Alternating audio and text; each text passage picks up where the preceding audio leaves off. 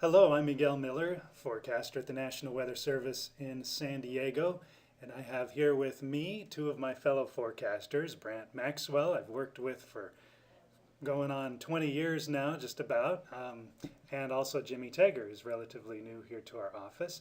They are the aviation program managers. More specifically, Brandt has been our aviation program manager for the last few years, and he's handing off the reins to run the program to Jimmy Taeger, who is our newest forecaster in the office. Actually, that's not true. We've got a new lead forecaster in here just recently. But so I'm going to ask some questions of them, and we'll see if we can find out what it is that that makes the aviation program here at our office tick, and what's going on to make our service more meaningful and more useful to aviators in our region. So I'm going to start off with Brandt.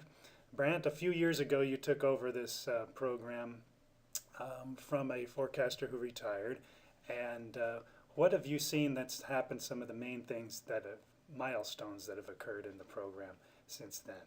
Well, we have forecasters who are a little bit more cognizant not only what's happening at the airports, but why. They use the observations, they use satellite, they use the model data a lot more carefully now, especially because I've had a big emphasis on verification during my tenure, if you want to call it, as aviation program manager.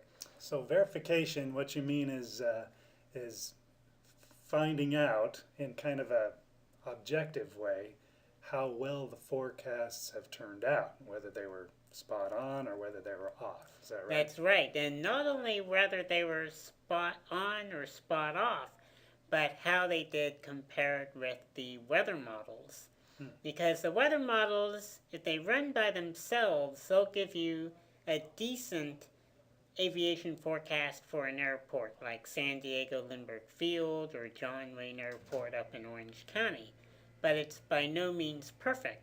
That's where the forecasters have to come in. We have to say, I think the model is going to miss this dense fog that's going to come in.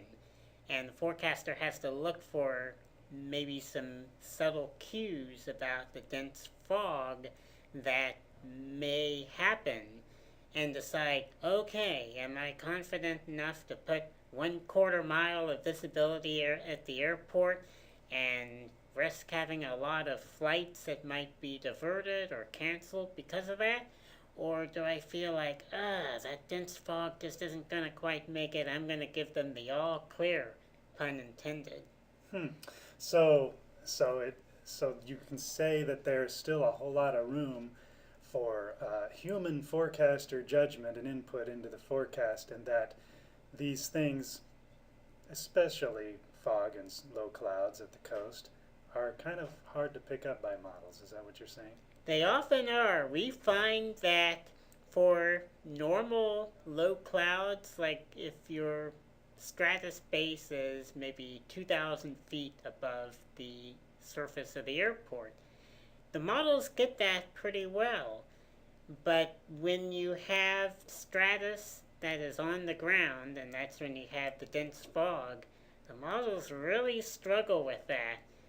And I did a little bit of a survey at one point and found that based on one type of what we call model output statistics, where we look at the chance of the model detecting fog that's dense when it's supposed to be, and it detected it less than 10% of the time. That means that we've got those other 90% of the times for the forecaster to take over and say, hey, I can do better than the model, and potentially save potentially save lives at airports, because not sure if in Southern California we've ever had an airline crash due to dense fog, but certainly in other parts of the country we have. So you've been doing a little bit of research on your own to find out those cases where the model does poorly or the model does well, and lets us know as forecasters. I happen to know. Have you been working with other people outside the office regarding any studies? Because obviously the most prevalent aviation issue, prevalent meaning happens most often, is our low cloud and fog situation for coastal airports.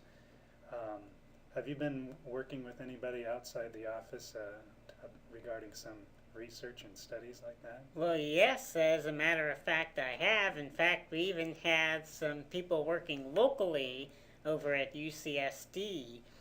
They're doing a Stratus project. And in this case, the focus is more on the summer when we're more likely to have that 2,000 foot stratus, or stratus that's 2,000 feet above the ground, versus the dense fog at the coast, which is most likely to happen during winter.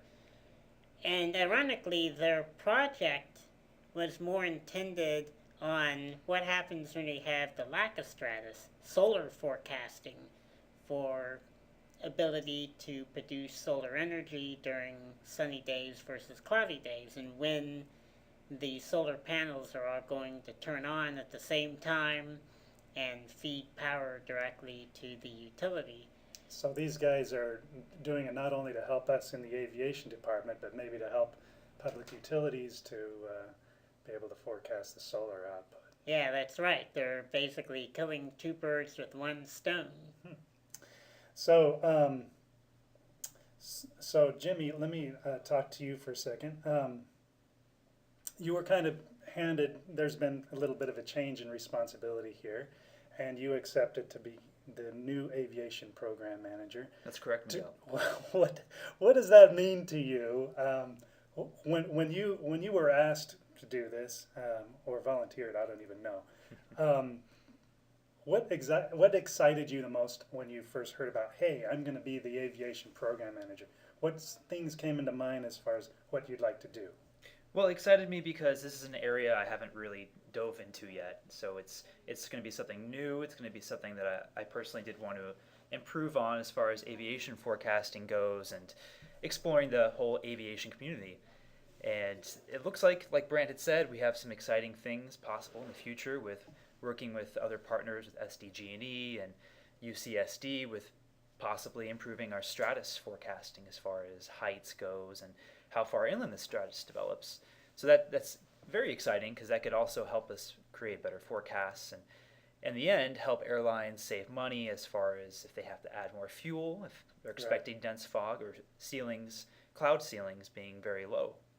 So it's not just a safety issue, it becomes kind of an economical issue. Oh, absolutely. Where we're helping, we are part of the Department of Commerce. It's not all about safety, it's about helping people like airlines save their bottom line a little bit too. Mm-hmm. Are there any other concerns besides this low cloud and stratus thing? I mean, what other aviation issues are there to deal with and forecast? Well, besides the clouds and then what we call the visibility, which is what fog affects, we also have winds in the forecast for the airports and weather. If we're going to have thunderstorms in the area, lightning is a big threat, when especially the planes are fueling up. They want to know if lightning's going to be, especially within 5 miles of the airport.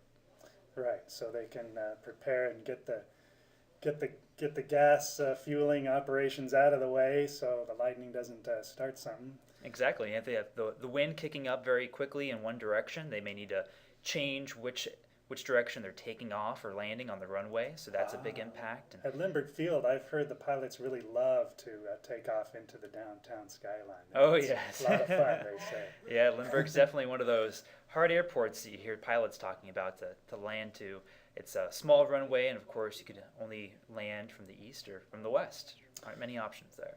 We just for information, we have 6 routine TAFs. Those are terminal aerodrome forecasts, which are like a little forecast for a bubble right surrounding the airport. And we do one for San Diego Lindbergh Field, Orange County John Wayne, Ontario, Palm Springs, and Thermal airports. So each one of those gets a TAF that's updated at least every 6 hours.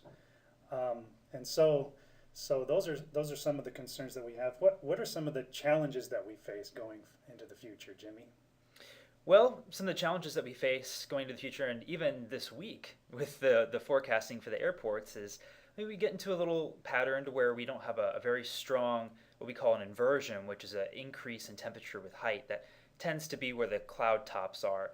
And if we have a very strong inversion, usually that means we're not going to have clearing during the day. That's where we get that term June gloom, where it stays cloudy at the coast. Mm-hmm. And this week has kind of been a little difficult to forecast the stratus because the models are telling us one thing, the forecast models, and it's not really panning out. So we're trying to do our best with the guidance that we have, and we can see that, well, it was one way yesterday, and today conditions seem to be similar, but then something different is happening. Mm-hmm. So we're hoping that with our Why is that? why is that? That's the question. Can you tell of the me, day. Jimmy? Because I'd really like to know.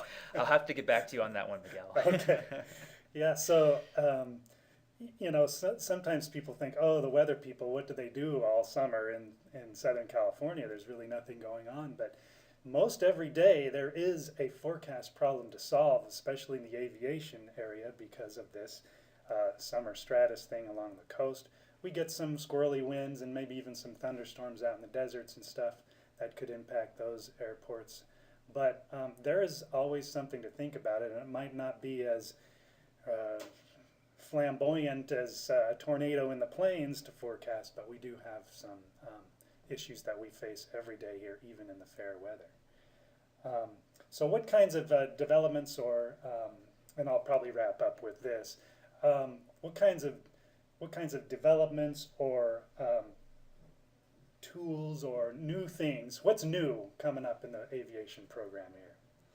Well, I think the thing that will help the aviation community the most and help out with forecasts are higher resolution models. Mm-hmm. And we're going to get a lot of help later this year, assuming that the new supercomputer gets installed back in the Washington, D.C. area, because the model called the GFS, which some people might be familiar with, that's a model that covers the entire globe. The resolution of that model, or how much detail we can see in that model, is basically going to be doubled, and that will help greatly with aviation forecasts. The other thing is it won't just be for the global models, it'll be for more local models as well. There are some other models that will get some resolution improvements, and therefore we'll be able to see more detail near the airports, because detail is really what's important. Whether or not you have dense fog at Lindbergh Field or John Wayne Airport, it's usually not based on how strong a low pressure system is a few hundred miles away.